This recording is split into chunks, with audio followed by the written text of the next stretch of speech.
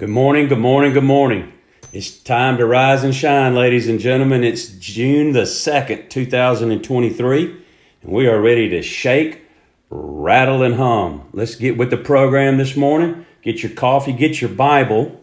Go to 2 Thessalonians chapter 2. Woo-hoo! Here we go. Let me see if I can get you guys pulled up. All right, here we go. Let's see who's going to be in. Hey, Sharon and Faye. Tell me if I'm upright or crooked. I'm still crooked on my screen here, so let me know. Hey, good morning, Des. Des, am I upright or am I narrow on the screen? Hey, Brandy. Hey, Doug. What's up, Will Kelly? Good morning. Hey, Sharon. Good morning, Doug. Good morning, Rebecca. What's up, Daryl?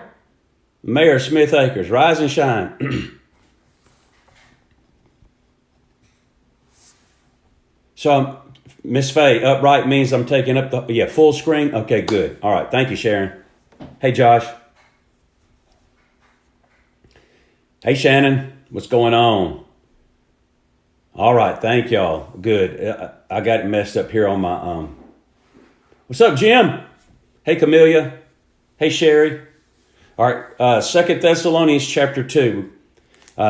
This is something that I really want to get some information out. Hey, Al. Thank you, Al. And hey, Nick, what's going on, bro? Nick, you on your way down here? Or are you going to leave after work tonight? What's up, buddy? Hey, Mary. I want to get some information out to you guys today. It's going to take a little time. I'm going to talk about this probably next week some more, more in depth, go back over it because it's a lot of information. But hey, Mike Pate, hey, Kim Barnett, hey, Buddy Dawsey. We need to understand this. We need to understand what's going on. Okay, Sharon. Hey, Kim. Hey, Sonny B. I got you. Good deal. Hey, Joe. Hey, Tammy Mack. Y'all, in case you didn't know what we're talking about here, some of our men in our Band of Brothers group is going to go hiking tomorrow up in the Sipsey Wilderness, Bankhead National Forest. We're going to take a day hike to be together, fellowship. Nick is coming down to be with us from Indiana. We're going to be trying to scope out some places and pick a couple of spots that might do for a new ministry that we're going to start called Solo Men's Adventures. It's a time of fasting and prayer and solo camping, looking for some places to be able to do that. So y'all pray for us. Praying for you, Des. Your uncle had a heart attack. We'll keep him in our prayers. Okay, here we go. Cups up. Toast to you in the Morning Word crowd. God bless you and God bless America. That God bless America part will have a big role today. You'll get it in a second. Shout out to our school teachers. Even though you're off this next couple of months, thank you for what you do. Shout out to all of our first responders and military personnel. Okay, 2 Thessalonians chapter 2. We got to get into it. 2 Thessalonians chapter 2, verse 1. Now, brethren, concerning the coming of our Lord Jesus Christ and our gathering together to him, we ask you not to be soon shaken in mind or troubled, either by spirit or by word or by letter, as if from us, as though the day of Christ had come. Let no one deceive you by any means, for that day will not come unless the falling away comes first, and the man of sin is revealed, the son of perdition, who opposes and exalts himself above all that is called God or that is worship, so that he sits as God in the temple of God, showing himself that he is God. Do you not remember that when I was still with you, I told you these things? And now you know what is restraining, that he may be revealed in his own time. For the mystery of lawlessness is already at work. Only he who now restrains will do so until he is taken out of the way. And then the lawless one will be revealed, whom the Lord will consume with the breath of his mouth and destroy with the brightness of his coming. The coming of the lawless one is according to the working of Satan, with all power, signs, and lying wonders, and with all unrighteous deception among those who perish, because they did not receive the love of the truth, that they might be saved. And for this reason God will send them strong delusion, that they should believe the lie, that they all may be condemned, who did not believe the truth, but had pleasure in unrighteousness. I want to draw your attention back up to verse 7. It says, for the mystery of lawlessness is already at work. The mystery of lawlessness. Now, the Antichrist is called the lawless one. Why? Because he's going to change all the laws. He's going to change all the seasons. He's going to change everything. And part of that is going to be in response to being a problem solver. He's going to promise to solve a bunch of problems, and people are going to let him do it. And once he does that, he's going to consolidate power within himself and an appointed few around him. What is the mystery of lawlessness? Well, it is the move of the Antichrist is called the lawless one. So the mystery of lawlessness is the lead up to the unveiling of the Antichrist. And lawlessness means without law, okay, without restraint, without boundaries. Lawlessness, okay? And Matthew chapter 24 and verse 12 says, because, leading up to the coming of the Antichrist, because lawlessness will abound, the love of many will grow cold. Now get this, that's Matthew 24:13. The mystery of lawlessness is already at work. So what that means is, as the laws become less and less enforced, lawlessness abounds, which means that where there is no law, there is no boundary. Okay, sin goes unhindered. So there's going to be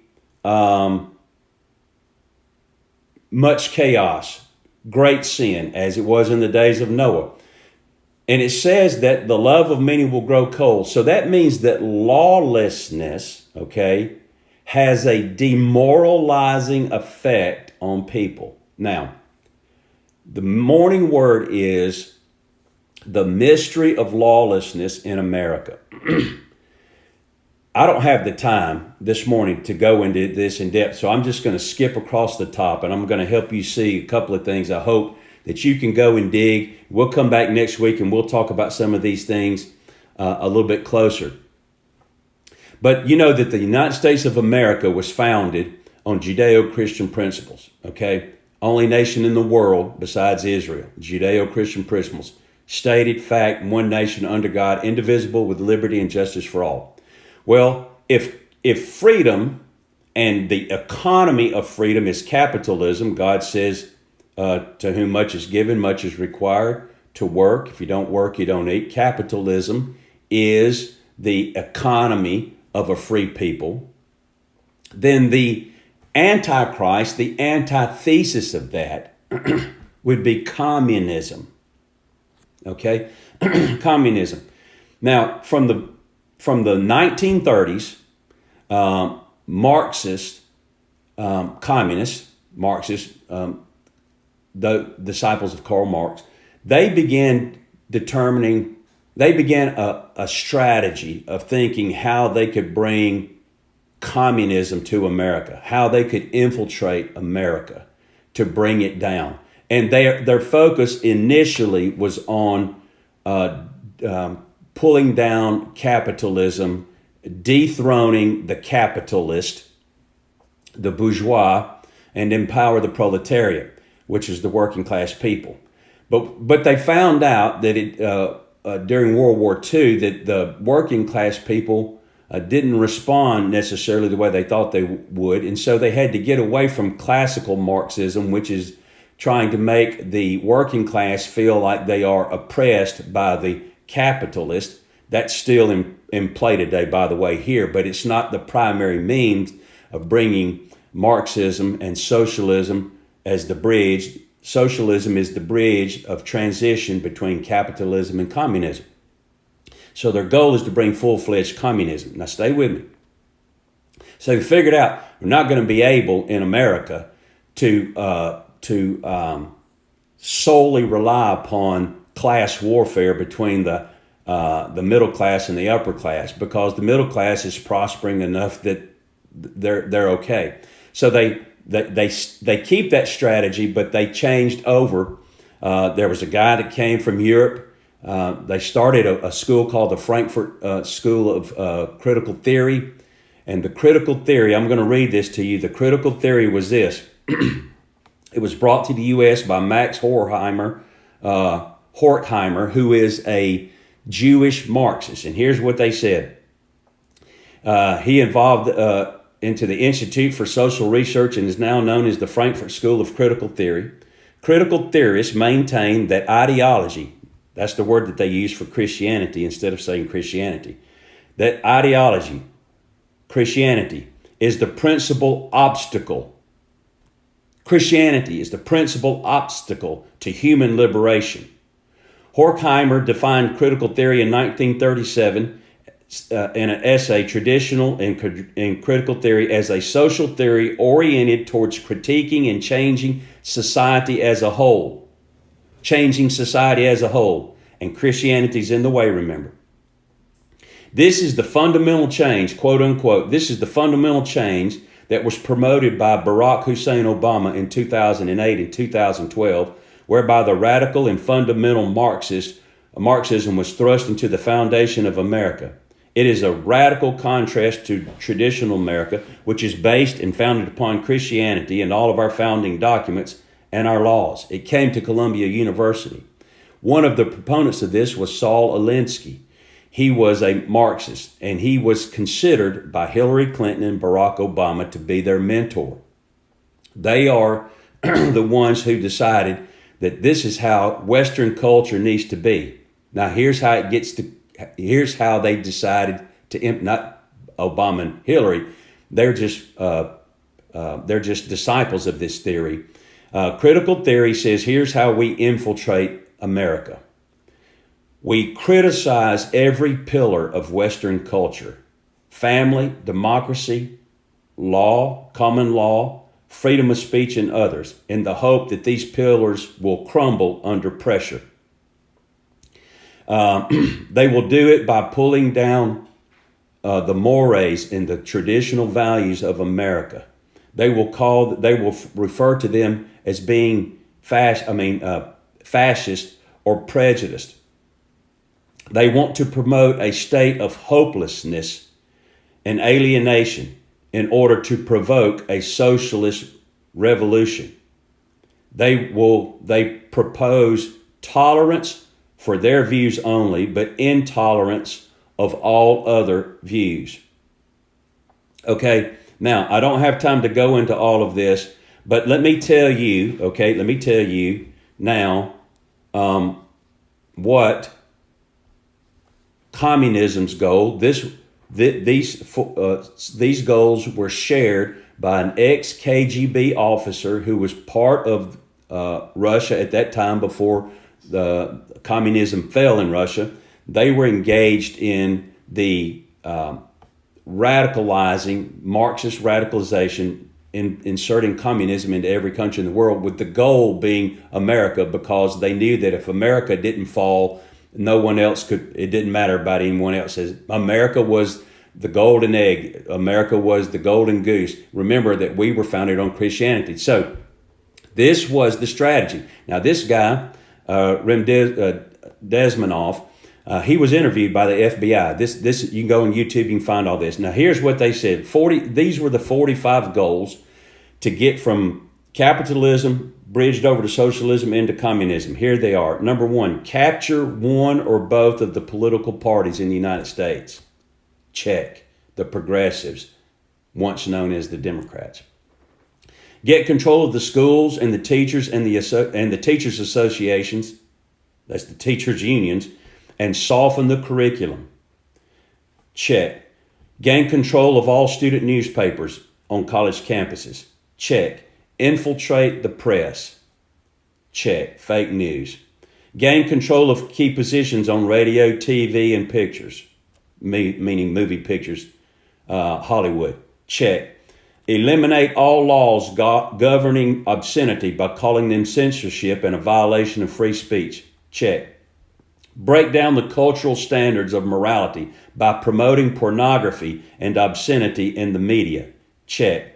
Present homosexuality and degeneracy and promiscuity as normal, natural, and healthy. Much is what's going on with Budweiser. It's going on with the campaign. I'll talk about that more on a different day. That's what's being promoted. Check. Infiltrate the churches and replace revealed religion with social religion.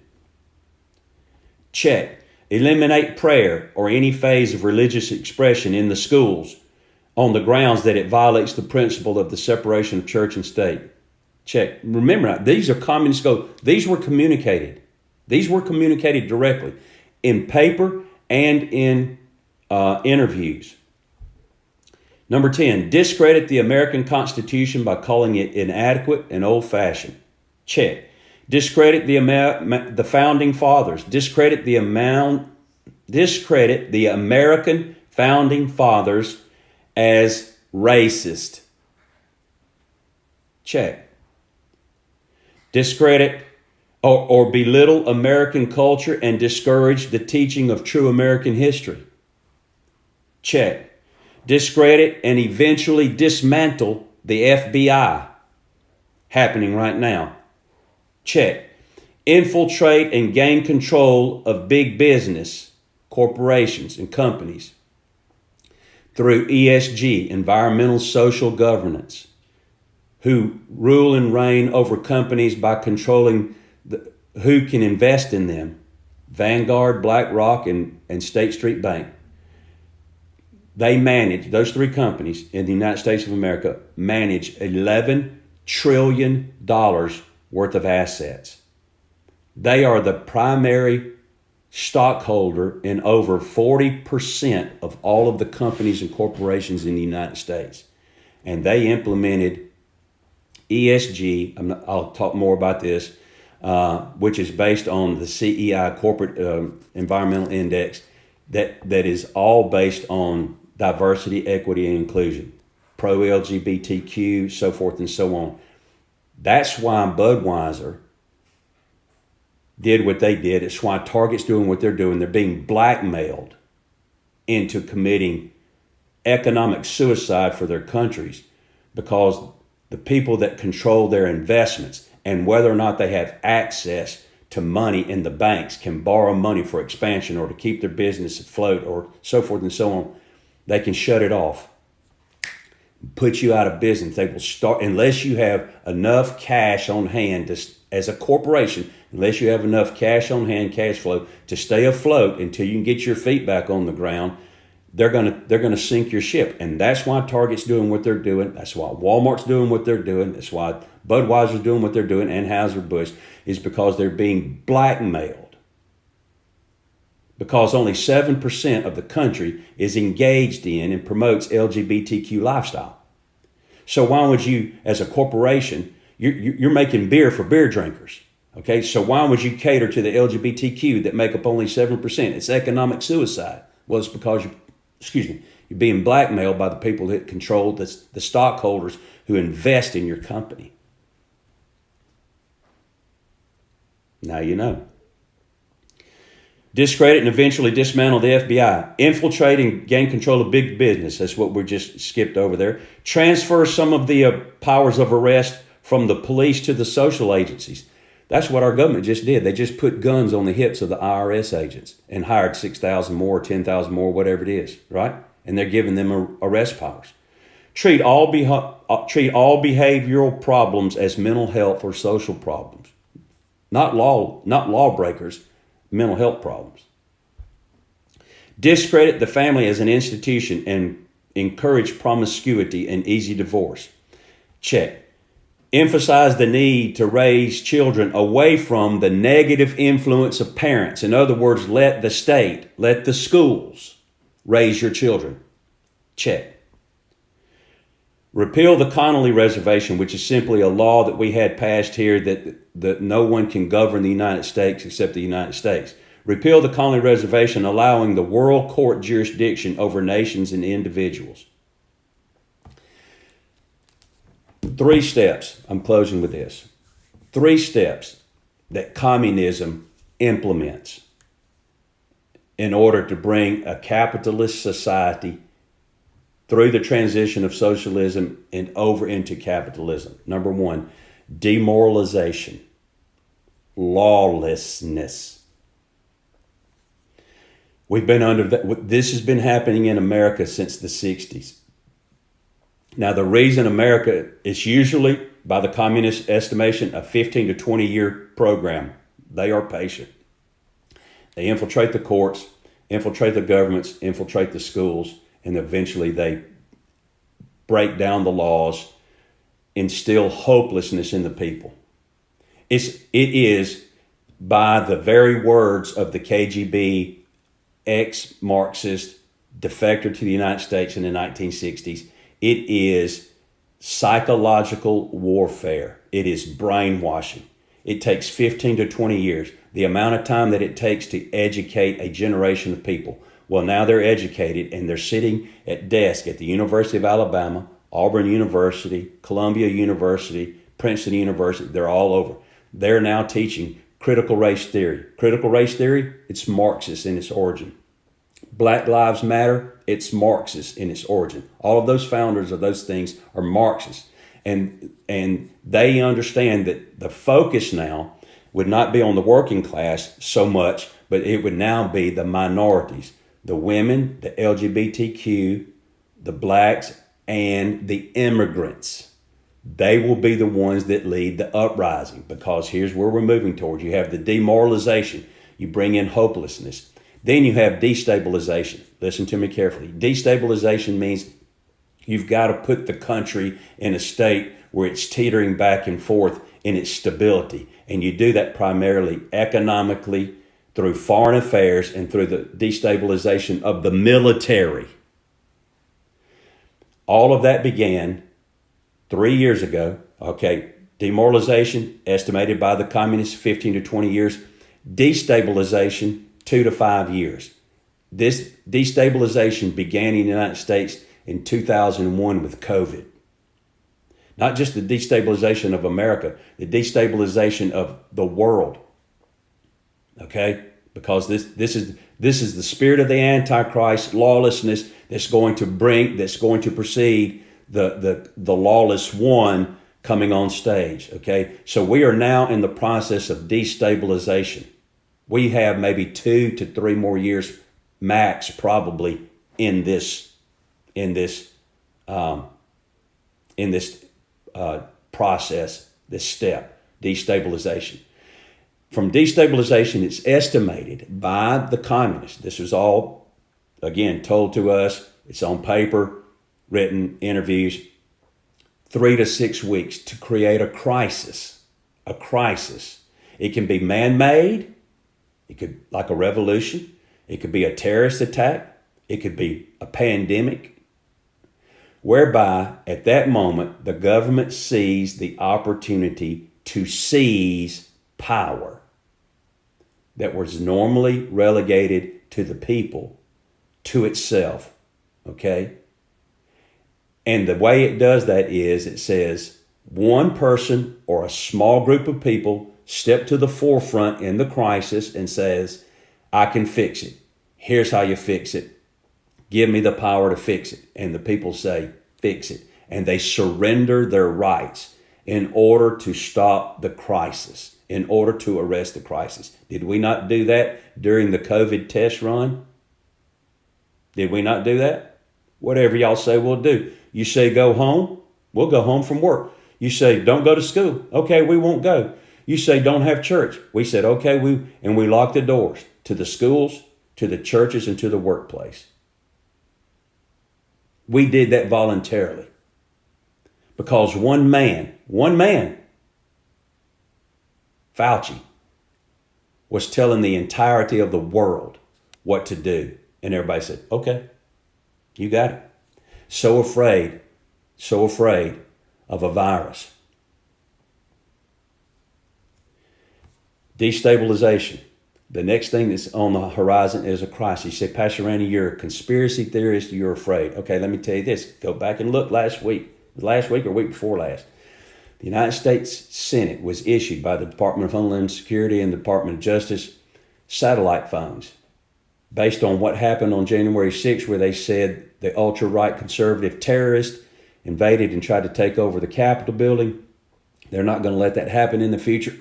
So they gave all the senators satellite phones in the event that there is a national crisis and all communication is interrupted, that the government can maintain its communication with itself. So who has satellite phones? Let's think about this just for a moment. Congress now and the United States military. Who doesn't have them?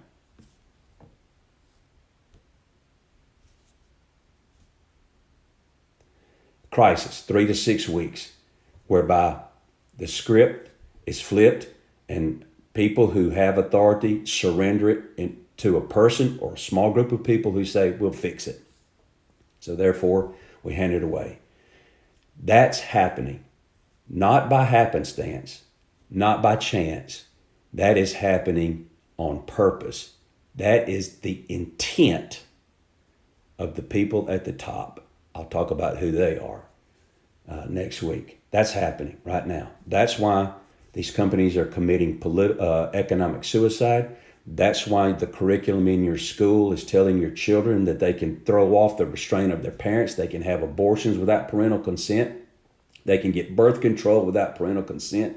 They can have transgenders make a decision to change their gender without parental consent. They can get hormones without parental consent. And now they're going to have surgery without parental consent.